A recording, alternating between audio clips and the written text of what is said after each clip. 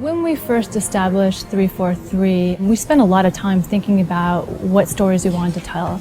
Bounding the universe, what's the first story we wanted to tell, what's the last story we wanted to tell within a timeline. The story that 343 was most excited about was Master Chief. It's the 10th anniversary of Halo. We're like, okay, we kind of have to do this at this point. It just makes a ton of sense. We are announcing at E3 this year Halo Combat Evolved Anniversary.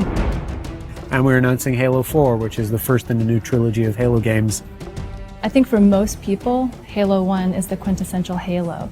Not only did Bungie nail the controls for an FPS on a console, but they also told story in the most compelling way that it's ever been told in an FPS at that time. A couple of years ago when we first started building the recipe for what would go into it, we had to put in a huge amount of thought into do we split up the multiplayer from the single player?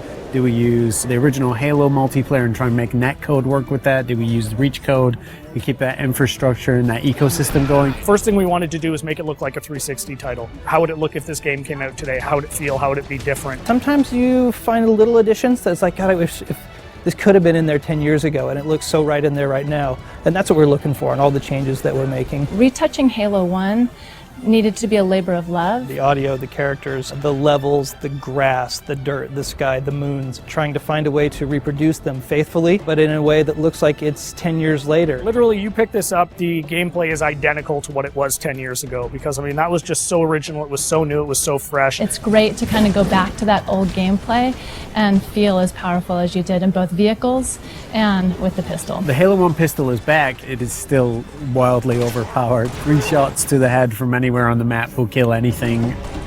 It's all in there. If you love flying into the beach on Silent Cartographer and starting in that first big fight, that's in there. It's looking like 2011. Co-op play was probably one of my favorite features 10 years ago.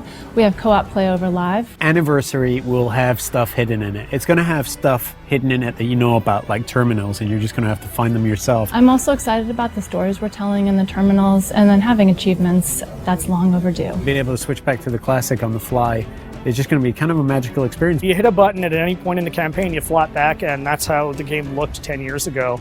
It's just great from a history standpoint to just look at it and go like, oh wow, my god, this is the game I remember. It feels like a modern game. It feels like an FPS that came out yesterday. It does not feel 10 years old. So we didn't touch the gameplay, but it's amazingly beautiful now. You look up in the sky and you see the Halo ring and you see the mountains and you're like, I've never been someplace like this before. And I feel that again now, seeing it. I mean, I feel it like I did 10 years ago. The beauty of this is this time on Xbox Live, you can just get back together with the same old crew and the same old posse, and I think virtual pizza parties are going to be the order of the day. It's super exciting to finally be able to talk about what we've been working on for the last years. Just reliving the Halo 1 campaign. For most people, the overall experience is going to be pretty incredible. We get Halo, we respect Halo, we appreciate it, and we're going to do right by it. What we're going to see at E3 is just going to be a first taste of that. I'm looking forward to being able to dish out a little bit more in the months to come. At PAX this August, we have Halo Fest, where you'll hear more about Halo 4,